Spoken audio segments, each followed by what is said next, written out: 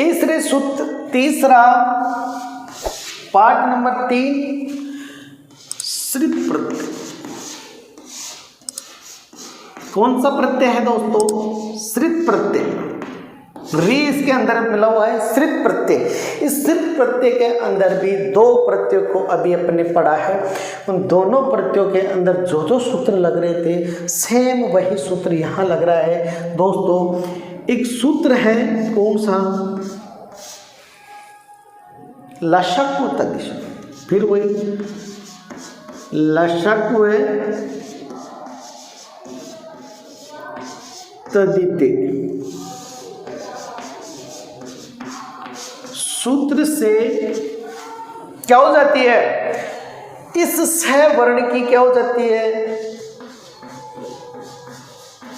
स वर्ण की इत संज्ञा हो जाती है, हट जाता है। स वर्ण की क्या हो जाती है? इत संज्ञा हो जाती है। क्या भाग शेष रहता है? यहां से इस है तो हट गया। कौन सा लग गया? हट गया। इसमें दूसरा सूत्र और लगेगा। एक कौन सा सूत्र लगेगा पता है आपको? इसके अंदर लगेगा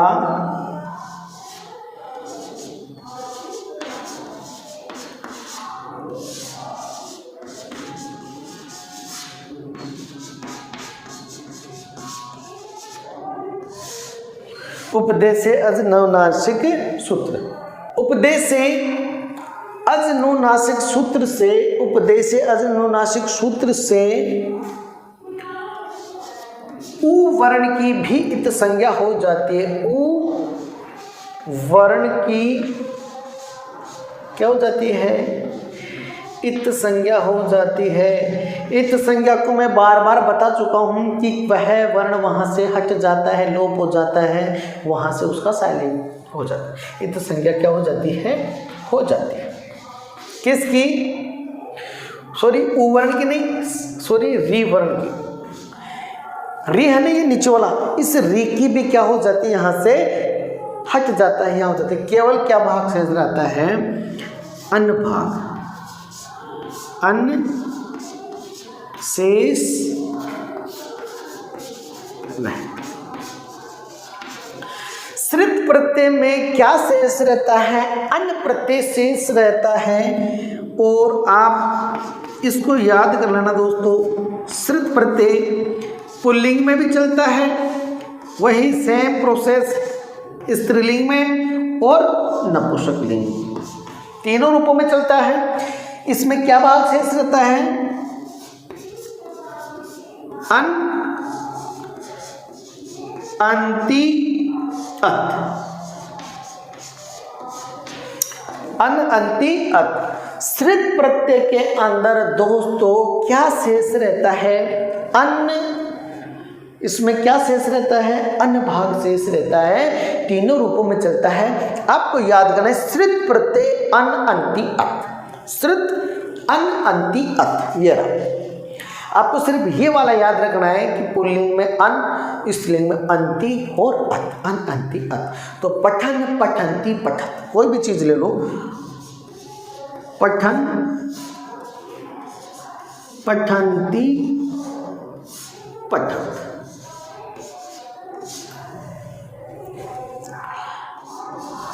लिखन, लिखंती और लिखन। हसन, हसंती, हसत। गच्छन, गच्छन्ति, गच्छत। इस प्रकार से कोई भी ले सकते हैं कि श्रित प्रत्यय में क्या जुड़ जाए? श्रित प्रत्यय और पठ धातु बना सकते हैं। कि मैं पूछूं अभी इसका क्या कि नपुंसकलिंग रूप क्या होगा? तो श्रित प्रत्यय और इसका नपुंसकलिंग आपको याद करना है कि श्रित में क्या है? नपुंसकलिंग अन अंति अत। तो यहाँ क्या बन जाएगा? पठत। बिल्कुल सही है। यदि पूछे लिख धातु है और श्रित प्रत्यय, लिख धातु और श्रित प्रत्यय, और मैं पूछूं कि स्त्रीलिंग में क्या होगा, क्या रूप बनेगा, तो आराम से बता सकते हैं श्रित प्रत्यय लिख धातु स्त्रीलिंग हो सकते, तो क्या होगा? लिखंती।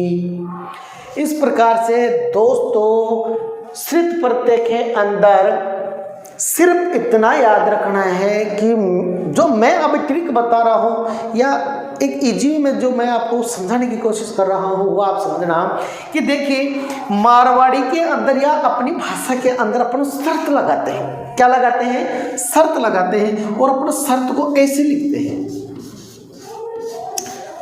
शर्त कैसे लिखते हैं? ऐसे लिखते हैं। इस शर्त को आप इसमें करो कि क्या है, बस सिर्फ ये नीचे लग रहा है, ऐसा लगता है ये ऊपर है, सेम चीज है। ये री इधर लग रहा है और ऊपर र लग रहा है क्या है? अपनी भाषा में शर्त।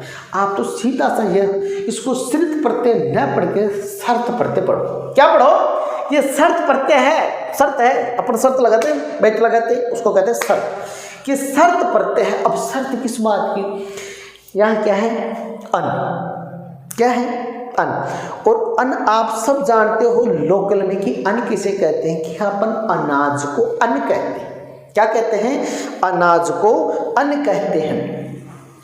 अब दोस्तों अन और अन सिर्फ और सिर्फ एक ही चीज काम आता है, अन खाने के काम में लिया जाता है। अन्न का एक दाना भी यदि नीचे गिरा हुआ है तो अपन को उसे बड़े मान सम्मान और इज्जत से उठाते। यस या नो? उठाते। अन्न, ये देखिए अन्न, लास्ट में क्या बच रहा है? अन्न। अन्न को किस क्या कहते हैं? अनाज को। अनाज को क्या कहते हैं? अन्न कहते हैं। तो अन्न क्या काम आता है? खाने के काम आता है। तो मैं अब जो ट्रिक बता रहा हूँ वो याद रख लेना। लाइफ टाइम के लिए आपको ये शर्त प्रत्यय पढ़ने की जरूरत नहीं पड़ेगी। आपको लगभग मोटा मोटा याद रहेगा। आप कहीं ना कहीं अगर 20 क्वेश्चन देंगे तो आप 5-7 तो बिना पढ़े भी करके आ सकते हो। कैसे? कि मैं शर्त लगाता हूँ, शर्त प्रत्यय मैं शर्त लगा रहा हूँ। क्या? कि मैं अन्न का एक दाना भी नीचे गिरने नहीं दूंगा। अन्न मैं आपको क्या कर रहा हूँ? शर्त लगा रहा हूँ। शर्त लगा रहा हूँ कैसे? कि मैं अन्न का एक दाना भी नीचे गिरने नहीं दूंगा। अन्न किसको काम आते हैं? खाने के। खाने से नीचे गिर जाता है, उसकी बात कर रहा हूँ। मैं शर्त लगाता हूँ कि अन्न का एक दाना भी नीचे नहीं गिरना दूंगा। तो इस अन्न से बाकी के दो स्वतः ही ऑटोमेटिक याद हो जाएंगे।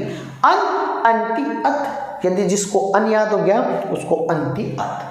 शर्त है, मेरी एक शर्त है कि मैं अन्न का एक दाना भी नीचे गिरने नहीं दूंगा। अन, अंति, अत। बस चलते हुए आप ये याद रखो, अन, अंति, अत। आपका काम हो गया। समझो, आपको श्रुत प्रत्यय आ गया। कैसे? जैसे मैंने बता दिया कि इसमें अब आपको पूछ ले कोई कि इसमें कौन सा प्रत्यय है, याद कैसे करोगे? पठंती, अन, अंति। अंति किस में आया था? याद करो कि शर्त लगाए थे कि पठन, पठंती। तो सर इसके अंदर शर्त प्रत्यय है, स्त्रीलिंग है, बता सकते हैं सर। पठत, इस पठत में याद करो कि कहाँ आया था? अत। अत कहाँ आया था? पठत। अन, अंति, अत। अत आया था शर्त प्रत्यय में और अन, अंति, अत नपुंसकलिंग रूप आया था। तो सर इसके अंदर अपन बता सकते हैं कि शर्त प्रत्यय है और ये नपुंसकलिंग रूप है, इतना भी बता सकते हैं।